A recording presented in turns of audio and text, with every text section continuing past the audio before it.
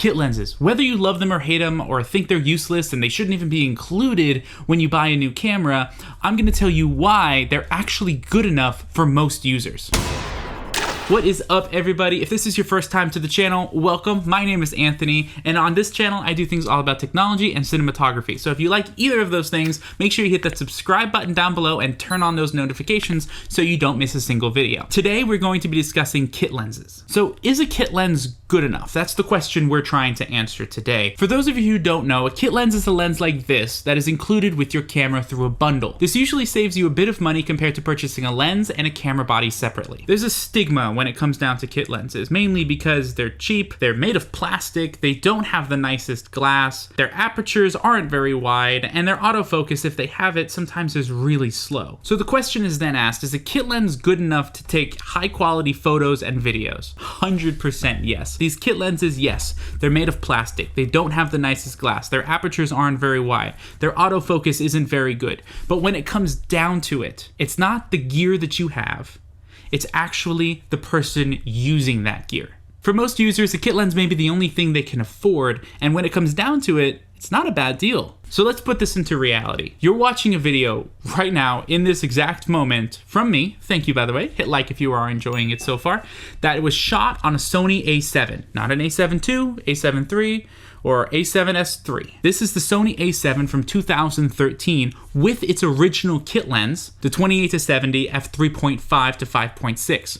Right now I'm shooting on 28mm and a 3.5 aperture. I personally don't think it looks too bad. I'm in focus, candle's out of, like a little out of focus-ish. Back here the light is a little out of focus. The records on the wall, the towels or whatever is over there, the box back here, that's all out of focus. It really shows that I'm the center of focus, and this desk, which I'm gonna do a whole video on this desk and this desk setup that I currently have coming soon, so make sure you are subscribed for that. I'm doing all of this on a kit lens. Most of the videos that you have seen on this channel were from a kit lens. I mean, for a long time I was using the Sony a5100, which came out around the same time the Sony a7 came out. It's got a flip screen and everything. I never bought an APS-C lens for this. I stuck with the 16-50 f3.5 to 5.6 because this is actually a really good lens for this camera. So my point is with this quick scenario is it doesn't matter the gear, it matters how you're using it. So now let's discuss why you should definitely have a kit lens in your kit. So if you're anything like me or anything like most individuals, when you get a new lens, it's either because of one, you feel as though you can't create with your current lens kit, two, you want a new lens to create a new look or you have a specific need for that lens, or three, you like gear and want to buy a new lens. One of the biggest things that I look for when I'm actually getting a new lens is not to replace my kit lens, but to add on to it. And I know that sounds weird, but that's why I bought this lens. This is a 1970s Minolta 50mm f1.7. It is a 50mm lens with no autofocus, no stabilization, no nothing. It is a manual lens that was made almost 40 years ago. I didn't buy this lens to replace my kit lens. I bought this lens to enhance my kit lens. And I know that sounds weird because it really is a weird way of saying it, and I couldn't figure out a better way of saying it. This lens I use in different situations than I would with my kit lens. My kit lens I use for most things video like this.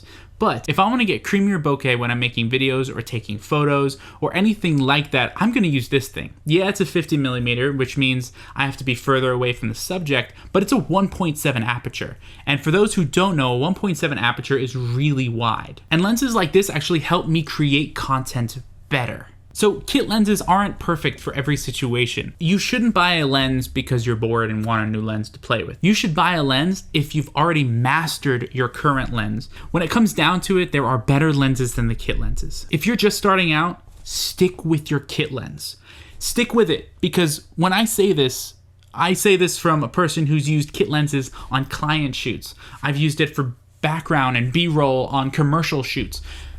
Your kit lens is more powerful than you think. So when it comes down to lenses, get what you can afford, challenge yourself with new lenses, and master them. So to sum up, don't be discouraged by your kit lens because it's cheap. There's always going to be a more expensive lens out there and a better lens out there. But it doesn't matter about the gear itself, it matters about who is using that gear. So master your skills, grow with your camera, and really just become who you are in the cinematography and photography space. I hope this video helped you. If it did, hit that like and subscribe button down below and turn on those notifications. Thanks so much for watching. It's your boy Anthony. I'm out.